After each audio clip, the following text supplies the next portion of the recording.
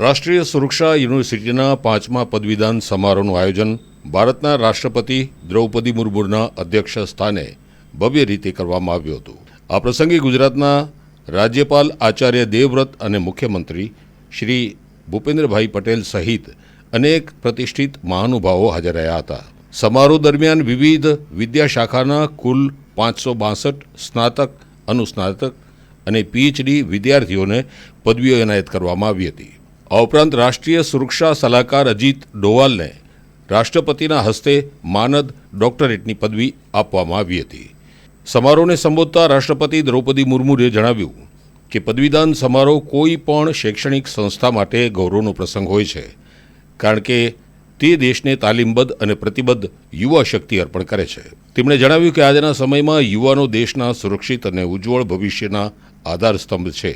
તેમણે સુરક્ષાના બદલાતા સ્વરૂપ અંગે જણાવ્યું કે આજના ડિજિટલ યુગમાં સુરક્ષા માત્ર ભૌગોલિક સીમાઓ કે પરંપરાગત હથિયારો પૂરતી મર્યાદિત નથી રહી, પરંતુ સાયબર સુરક્ષા, ડેટા સુરક્ષા અને કૂટનીતિ પણ એટલી જ મહત્વપૂર્ણ બની ગઈ છે।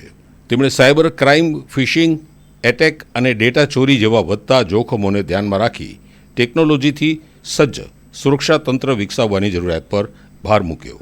રાષ્ટ્રપતિએ વધુમાં જણાવ્યું કે દેશને એવા કુશળ પોલીસ અધિકારીઓ અને ફોરેન્સિક નિષ્ણાંતોની જરૂર છે, જે આધુનિક ટેકનોલોજીનો ઉપયોગ કરીને ગુનાઓને નિયંત્રિત કરી શકે અને ન્યાયિક પ્રક્રિયાને મજબૂત બનાવી શકે। તેમણે જણાવ્યું કે સુરક્ષા માટે જરૂરી શસ્ત્રો અને સાધનોના ઉત્પાદનમાં ભારત આત્મનિર્ભર બને તે માટે સરકાર દ્વારા નક્કર પ્રયાસો કરવામાં આવી રહ્યા છે। તેમણે આર્ટિફિશિયલ ઇન્ટેલિજન્સ અને ઇન્ડિયા એઆઈ મિશનની ચર્ચા કરતા જણાવ્યું કે આવનારા સમયમાં આ ક્ષેત્ર દેશની સુરક્ષા અને આર્થિક વિકાસ માટે મહત્વપૂર્ણ સાબિત થશે। તેમણે ઉમેર્યું કે સાયબર સુરક્ષા હવે માત્ર સુરક્ષાનો મુદ્દો નહીં, પરંતુ ડિજિટલ વિશ્વાસનો આધાર બની ગઈ છે। રાજ્યપાલ આચાર્ય દેવવ્રતે પોતાના સંબોધનમાં યુવાનોને દેશભક્તિના સંકલ્પ સાથે રાષ્ટ્રીય સુરક્ષા મિશનમાં જોડાવવા આહ્વાન કર્યું હતું। તેમણે જણાવ્યું કે સમર્પણ, તપસ્યા અને બલિદાન જેવા મૂલ્યો દ્વારા રાષ્ટ્રનું સશક્ત નિર્માણ શક્ય બને છે। તેમણે વડાપ્રધાન નરેન્દ્ર મોદીના નેતૃત્વ હેઠળ દેશની સુરક્ષા વ્યવસ્થા વધુ મજબૂત બની રહી હોવાનો ઉલ્લેખ કર્યો અને યુવાનોને રાષ્ટ્રપતિ પ્રમાણિકતા સાથે કાર્ય કરવાની પ્રેરણા આપી। મુખ્યમંત્રી શ્રી ભૂપેન્દ્ર પટેલે પોતાના સંબોધનમાં જણાવ્યું કે વડાપ્રધાન નરેન્દ્ર મોદી શિક્ષણને માત્ર વ્યક્તિગત વિકાસ સુધી મર્યાદિત ન રાખતા તેને સમાજ અને રાષ્ટ્રના નિર્માણનો મુખ્ય આધાર માને છે।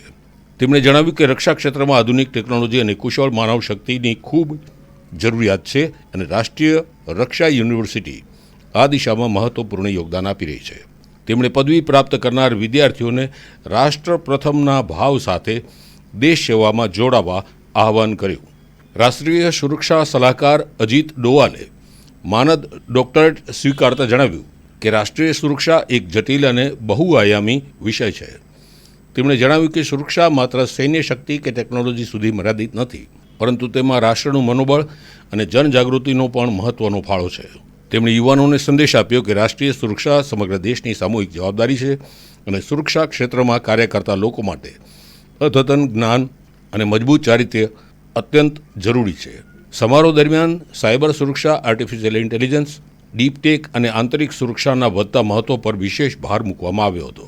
યુનિવર્સિટીના વિદ્યાર્થીઓએ શૈક્ષણિક અને રમતગમત ક્ષેત્રે નોંધપાત્ર સિદ્ધિઓ પ્રાપ્ત કરી હોવાનો પણ ઉલ્લેખ કરવામાં આવ્યો।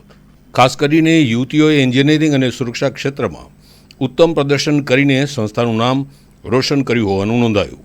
આ સમગ્ર સમારોહમાં દેશની સુરક્ષા, આત્મનિર્ભરતા, ટેકનોલોજીકલ પ્રગતિ અને યુવા શક્તિના સશક્તિકરણને કેન્દ્ર સ્થાને રાખીને ભારતને વધુ સુરક્ષિત અને વિકસિત બનાવવા માટેનો સંકલ્પ વ્યક્ત કરવામાં આવ્યો હતો।